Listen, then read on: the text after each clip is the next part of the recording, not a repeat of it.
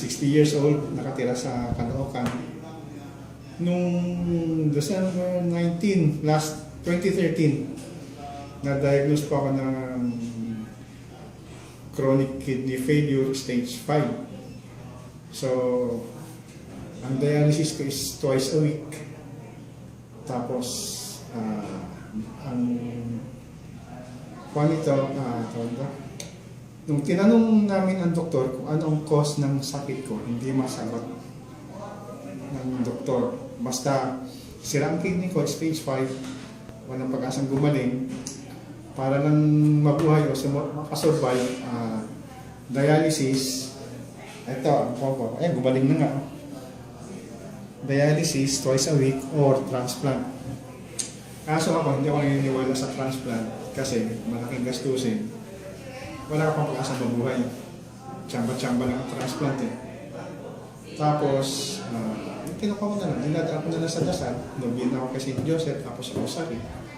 Ganun lang. Tapos pagka may oras ako, extra time, kung pwede ko dasalin ang little office, nag-little office ako mag-isa. Hindi kaya grupo kami ng mga kasamahan ko. Tapos, siguro sa kadadasal, pinakinggan din ako sa taas. Dumating si Sir Joey. Siya nag-introduce ng intra sa akin. Pero bago kasi dumating si Sir Joey, may nag-introduce sa akin ng ibang herbal, yung transfer factor ang sinasabi nila. Magagaling daw ako ng kaso.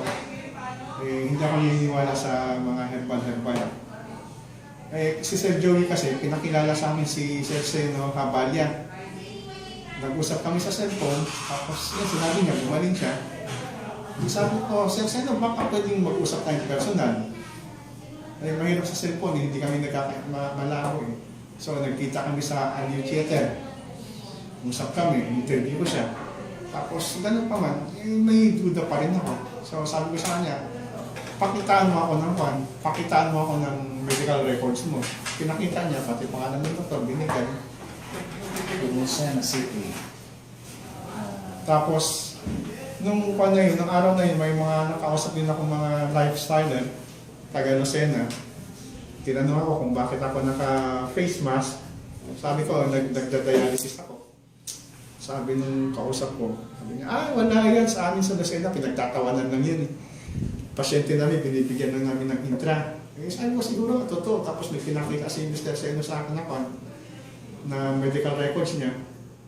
Sabi ko, sige, try ko. So, the following day, Saturday, Monday, Tuesday, kinausap ko yung doktor ko. Kasi, siyempre, take ako ng herbal. Kasi may mga doktor na ayaw ng herbal eh. Kinausap ko doktor ko, sabi ng doktor ko, hindi sa dinidiscourage kita, pero chronic kidney failure stage 5, pag-asa mo lang talaga, dialysis or transplant. Pero hindi sa dinidiscourage kita, pero mahirap kang gumaling dahil chronic kidney. Okay lang kung acute, may pag-asa. Pero pag sinabing chronic, wala talaga. So sabi ko, Dok, subukan ko lang intra. Sabi niya, okay, go ahead. Karapatan ng gumaling. Okay, go. So sinubukan ko, that was September. Minum ako ng September for 5 days. The following week, hindi ako makabili dahil wala akong pera. 1.8 ang isa, mahal eh. Pero napansin ng misis ko, doon pa lang sa unang bote, lumakas na ako. Kaya sabi ng misis ko, subukan natin. Bili tayo dalawa. So, umorder kami kay Sir Joey ng dalawa. That was September. Pagpasok ng October,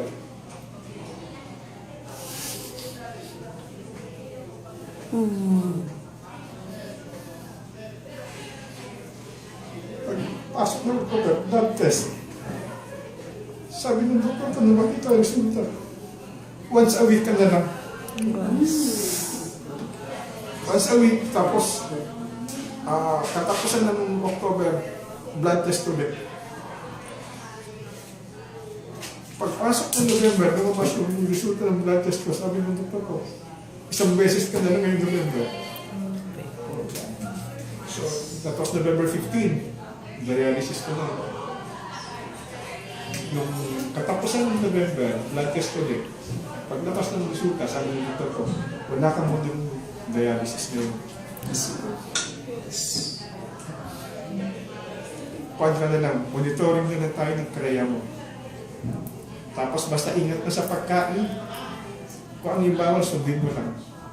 Ganun lang, kasi yun, sinusunod ka naman kung ano yung bawal. Tapos, bumababa kreya ko, tumataas. Pero namimigay sa 200 lang. Ngayon napansin ng doktor ko kasi nakita sa blood test ko, mataas ang uric acid. Pag mataas ang uric acid kasi mataas ang kreya. Kaya sabi niya, iwasan mo kumain ng lahat ng bawal. Tapos binigyan niya ako ng reseta, just in case na hindi bumaba ang uric acid mo, bumili ka na ng gamot. Kaya nung nakaraan bumaba ang kuwan ko, bumaba ang uric acid ko, bumaba ang kreya. Sabi niya, huwag ka muna bumili, basta iwasan mo na lang yung pagkain.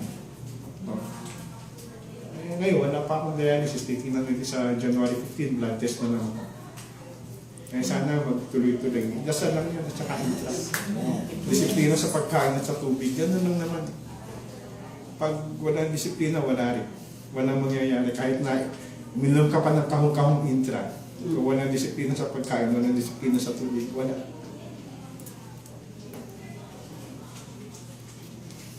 Gaano kadami ang take mo? Ay, nung una ho, paano ho? Bigla nga daw eh. Kasi dapat 2 jiggers lang. Ang unang inom ko, 3 agad. 3 sa umaga, 3 sa gabi, 3 sa tanghali. Before a meal. Bago kumain. Pero di ba may sukat ang tubig nyo? Eh, hindi ko sinunod yun. Basta mayroon akong 1 litro for 24 hours. Nagdagdag yung siyam na gigan ng intra. Half a glass yun, 9 giga. Half a glass pa yun, yung 9 gigas na yun. Ganun. Until now po, 9 pa rin kayo. Oo. Pero kinuha ko ngayon, kasi napansin ko kasi, nung isa kasi sa mga nagpapatas din ng kreya kasi is prostate. Nakaka-apekto din sa kidney yun. Ngayon, nagpa-check ako sa urologist. Meron akong prostate malaki. Ngayon, nung kuha niya, pagka-iihi ako, yun, nararamdaman ko yung putol-putol ihi ko. Pero nung uminom ako ng intra, kasi isa sa mga signs na may diferensya ang kidney mo, pag ihi mo, mabula. Tapos yung bula, pag hindi nawala sa loob na 5 minuto yung bula ng ihi mo, pa-check ka na may diferensya ba ito mo. Pero nung uminom ako ng intra, siguro mga 7 times yata na pag-ihi ko ng bula. Kaya ang nasa isip ko nun, palyado yung kidney ko, pero may pag-asang bumalik. Kasi pag walang bula kasi ibig sabihin gumagana siya. Palyado nga lang. So malaki ang chance na makaka-recover ako. Intra lang po ininom nyo. Intra lang. Kasi nagdadialysis ako, hindi pwede yung mga capsules. Oo. Bawal capsule. Bawal. Liquid lang. Kasi may pamangkin akong 40 years old. Tapos itong titingnan ko ngayong February. Kasi inonsulta ko yung urologist ko. Sabi niya, punta ako sa NKI or sa St. Luke's para ma-check yung prostate ko. Kasi sa MCU kasi kulang sila ng facilities. Meron sila PSA lang, kaso meron pang pinapakuha yung doktor ko na gawing test. Wala sa MCU nun, kaya NKI lang, NKI at saka St. Luke's lang ang meron. So, pagka nagpa-check na ako doon sa NKI or St. Luke's, doon malalaman kung nalusaw na yung prostate ko. Kasi kung PSA lang kasi, ayaw ng doktor ko PSA lang. Gusto niya makita talaga, mahimay talaga kung talagang umayos na. Kasi pagka naiihi ako, hindi na, pakiramdam ko maluwag na, hindi na tulad ng una. Okay. So, Okay. Diabetic po